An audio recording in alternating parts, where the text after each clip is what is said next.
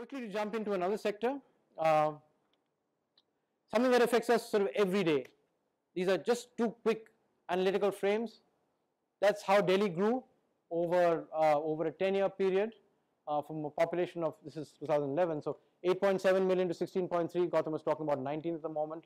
Now the interesting thing that's happening, of course, is even though the sprawl, that's Bangalore on the other side, even though the sprawl is actually increasing, there is, because of peripheralization, a lowering of densities. Fine, and that's a big challenge that we're seeing. And we've done the work now for more than 100 cities across the country. So the physical footprint doubled, while its density declined by about 14% as far as Delhi is concerned. Now, that's the story of the spatial desegregation. But when you start looking at what's happening in the city, first thing, again, those of us who sometimes travel in cars don't always see this, because even now, 2014, a third of the people in Delhi walk, 6% cycle, 31% take public transport. Fine. That's auto rickshaws that have grown in yellow from 2% to 5% between 94 and 2014. And then, of course, the big growth is between two-wheelers that have gone up from 12 to 14%, and then cars that have almost doubled from 5 to 9%, which is what is creating this serious air pollution and, of course, the congestion challenge in the city. So what we're seeing here is an expansion of the city, peripheralization in some cases, especially of poor people, and a change in modal share, even though the bulk of the people still use NMTs. People actually walk, or they use cycling, or public transport even. Bangalore, of course, is even more interesting case, and you can see that. Look at the proportion of pedestrian going down from 38% to 8%. I mean, this is really dramatic for a city which is actually much better than Delhi is in terms of climate to be able to walk. Cycling going down dramatically. The good news, of course, for Bangalore is that public transport has gone up from about 24 to about 42%. Auto rickshaws growing hugely. You can see why all the aggregators are now moving from cars into auto rickshaws, because the data is screaming at you as far as concerned. Two-wheeler growth 20% to 29%, and car growth also like Delhi almost doubling. Now the interesting thing, if I take Bangalore's case, is again density reduction by 34% over this 10-year period. But the interesting thing is your trip distances have grown from 7 to about 10.5 kilometers. This is all part of our lived experience. Cities expanding out, the average number of trips increase, so you have more sort of mobility. The trip lengths increase as far as that's concerned. The walking trips actually decline, and air quality increases, become much worse. And of course, the horrible thing that we don't talk about is that pedestrian fatalities increased by 30 to 60%. That's a hidden story. Okay. India is going through a dramatic epidemic of motorized transport, death and injuries. So I mean, this is a story you can repeat city after city. Quick replication of that. What are the trends that we see? This is city size, and this is the trip rate. And this is, the blacks are 1994, and the browns or yellows are 2008 data. So what are we seeing here? As the city size increases, the average trip rates are actually increasing. Yeah. So people are moving more, they're taking more trips on an average, and this is a sort of pattern across multiple cities across the country. So you can see the trip rates have grown up as cities grow. What is also happening, like I said earlier, again, common sense stuff, trip length is also increasing. Why? Because sprawl is increasing, segregation is actually increasing in terms of work and whatever it is, plus the average journey speed is going down as the city size increases. Again, obvious. If you city that's 8 million, or let's say a mega city size, you're down to an average velocity of about 15 kilometers per hour. You might as well actually be riding a bicycle, or in some cases you're running a little faster if it goes down further. So greater number of trips, longer distance, and lower speeds. What does it mean? Congestion. We all know about it. It's what hit us when we came in today in the morning. There was big congestion outside. It's a sort of systemic process. Next slide. Similar story that's there. As we look at the modal split, you see the shift that's taking place as you go down to, this is the All India numbers. These are the walk and cycling, the sort of dark browns in that case. And the top ends, you see the growth of both cars and IPTs. Again, city by city, the same trend. In terms of, if you look at city size and the share of public transport, interesting things happening here. this is 1994 in black, and in the brown you see the 2008 data. For example, at the higher end, you see an actual shift, a reduction in public transportation. This is the growth of the great Indian middle class, the growth of motorcycles and two-wheelers, and of course the growth of cars. The mean shifting down here. In the smaller cities, not too much of an impact because the sizes are smaller, and you see a greater variation as far as that's concerned. And again, like I showed you earlier, there's a clear decline in average speeds as we move across city sizes. Next slide. Okay, so what is the impact? The impact in terms of driving this is the growth of motorized vehicles, great industry.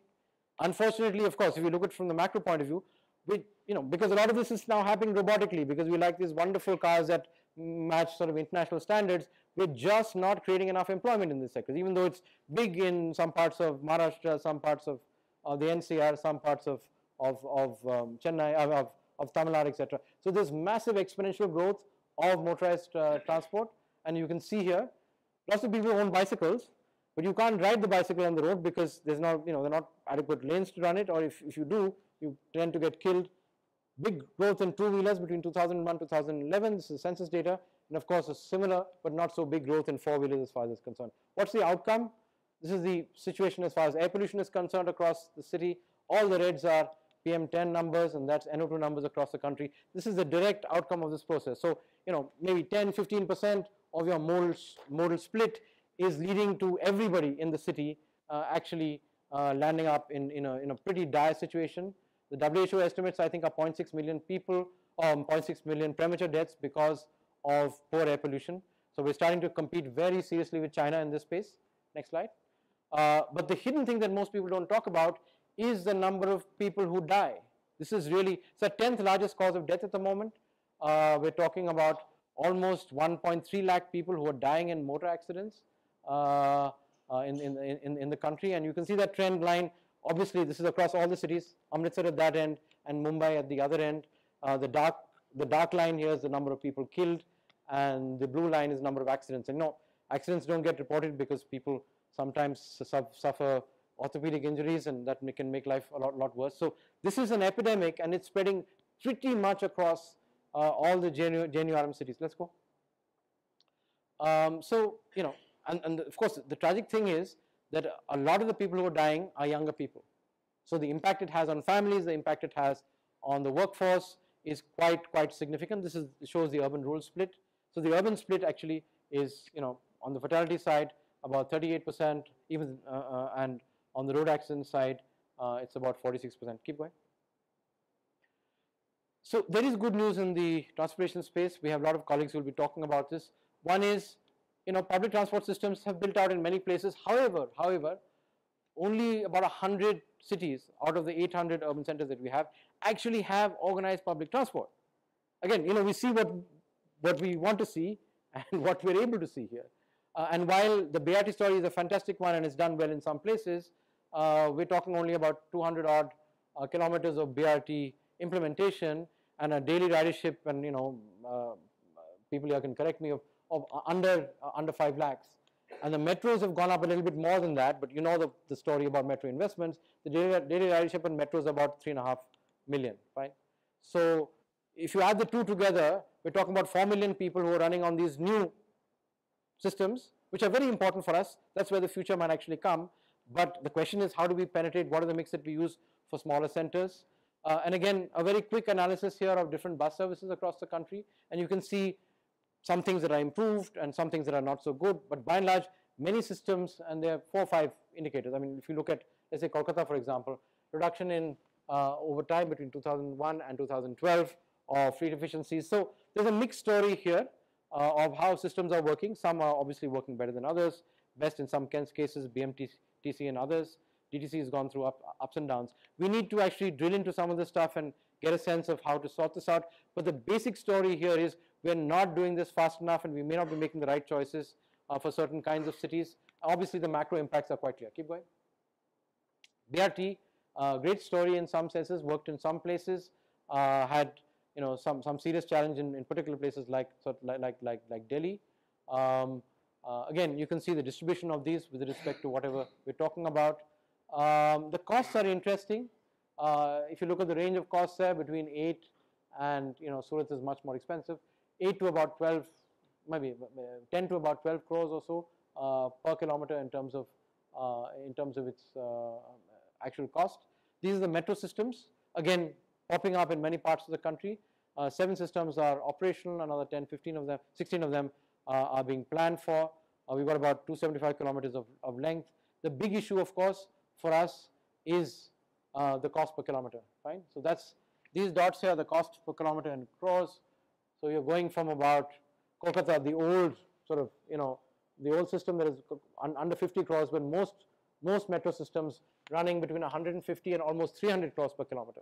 I mean, that's the real story. It's between, let's say, 150 crores per kilometer and about 10. We know this, but this is actual data which is showing us what the challenges of investment are to dealing with large metropolitan systems and how we can actually build the two together and integrate them. Keep going.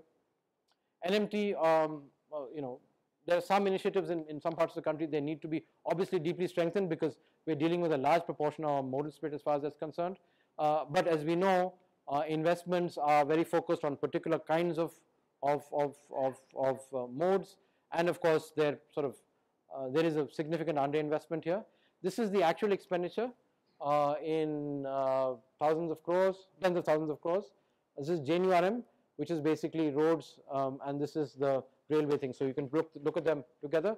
These are the different sort of estimates of the demand demand requirements on an annualized basis, and you can see obviously the investment levels are much lower than what we could deal with. But I guess the key thing here is it's not only about the investment, it's also about planning, about spatial structure, about trying to organize the city better and condensing it and trying to build the linkage between work and where people stay, apart from affordability.